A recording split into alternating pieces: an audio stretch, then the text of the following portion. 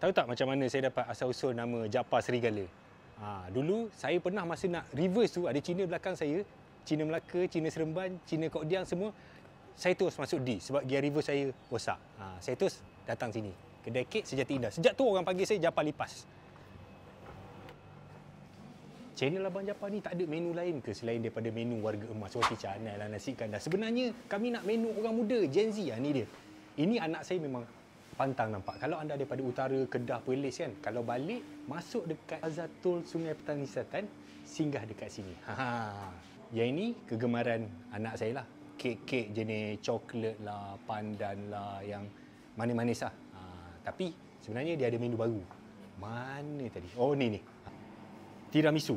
So dia makan dengan dia punya creamer ni lah, curah atas tu. Siapa yang tak pernah tengok, itulah rupa dia. Lama.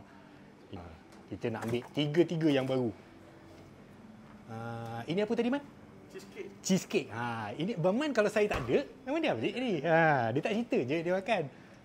Yang ni, ada kata yang ni yang baru ni. Yang ni nama dia mochi. Dia ada option lah, kita boleh makan dengan dia punya creamer. Dia creamer coklat tu beli asyik, boleh curah atas tu.